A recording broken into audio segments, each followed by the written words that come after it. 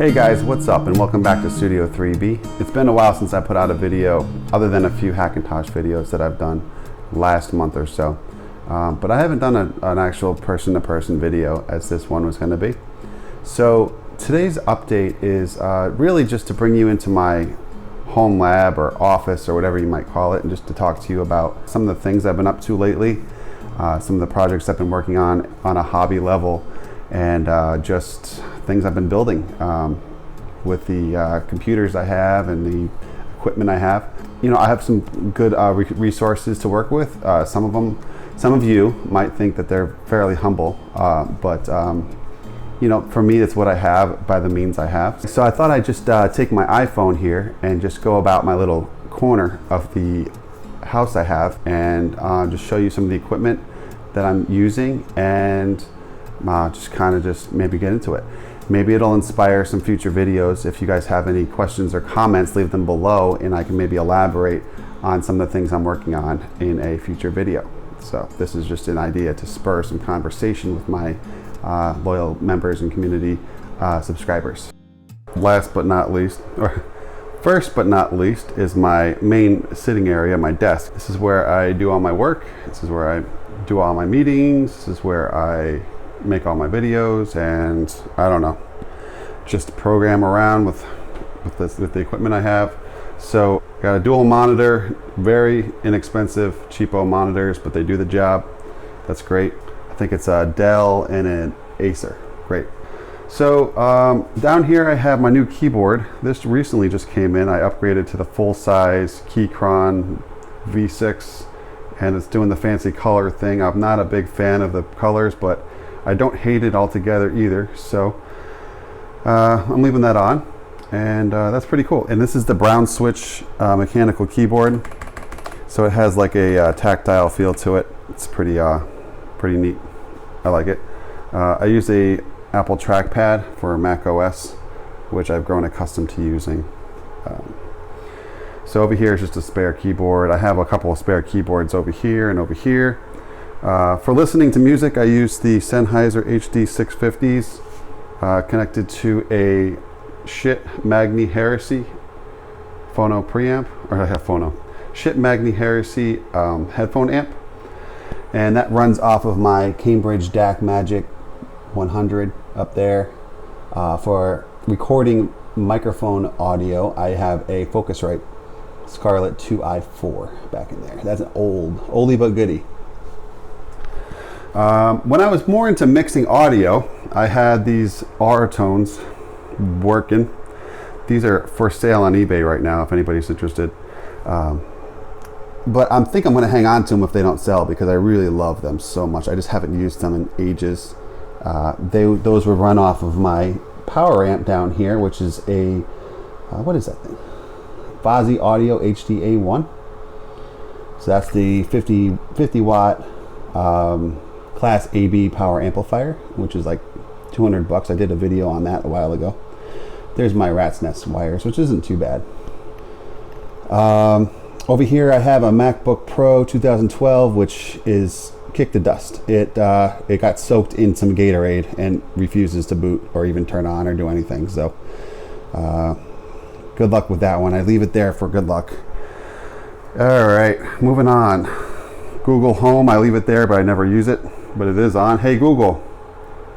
Thank you. See, so it works, but it's just never use it.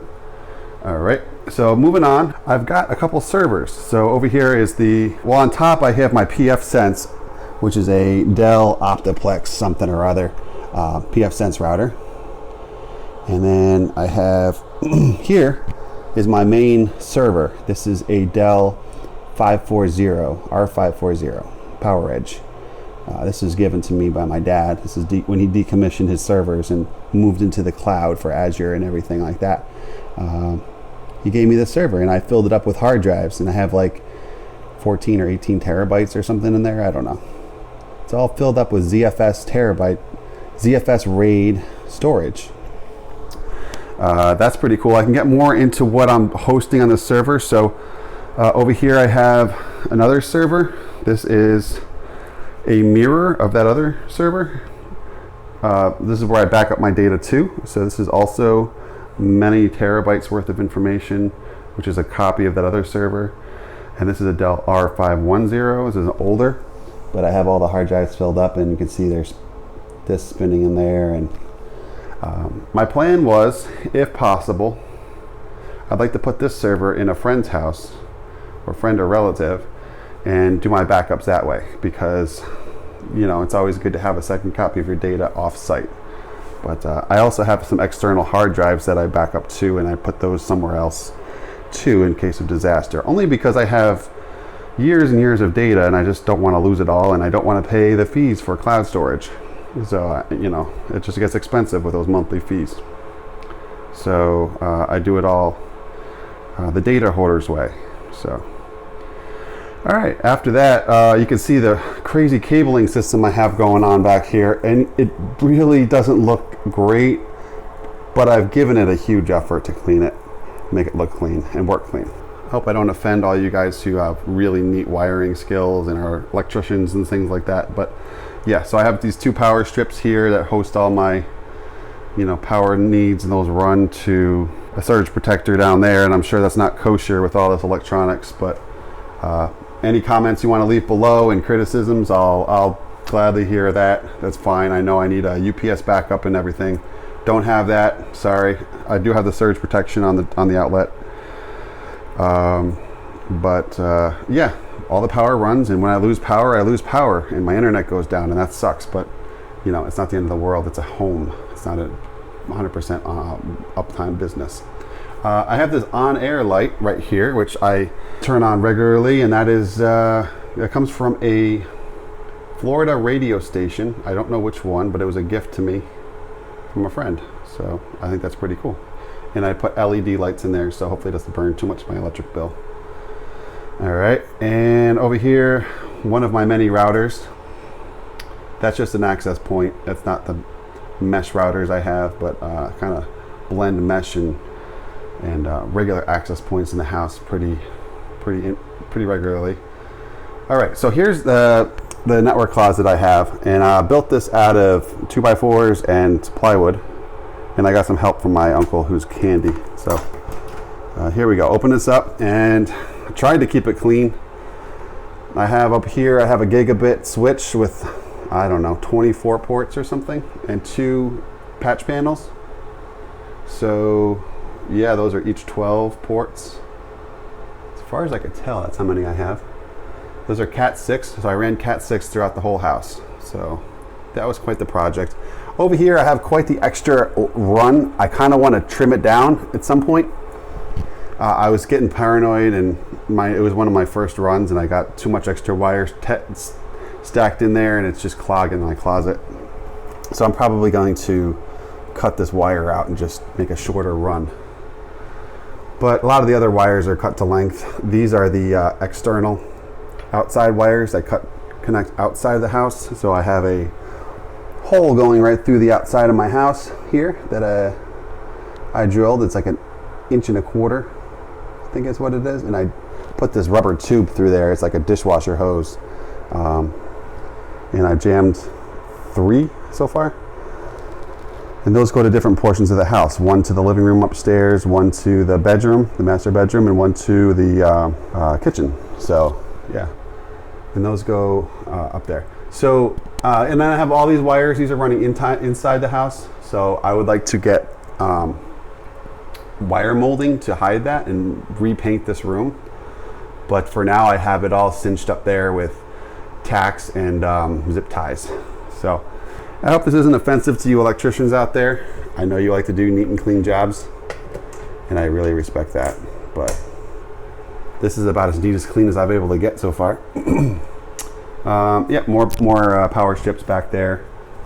Just lots of stuff running. So, all right. So now that we went over the network, basically I have not invested in some good floor wire molding. I have some bundles of Ethernet running around the back of my printer station, and it goes back behind into this wire molding into my home theater system. And there I have jacks and Ethernet jacks and all that stuff. And then here's my home theater system. which I call home theater system. It could be just a TV room for you professionals out there. But yeah, I listen to music over there, and this isn't so much about that room, but yeah, I love this room so much. It's gonna get painted in the near future, hopefully. But the 7.1 surround sound that I have going on in here is the bomb.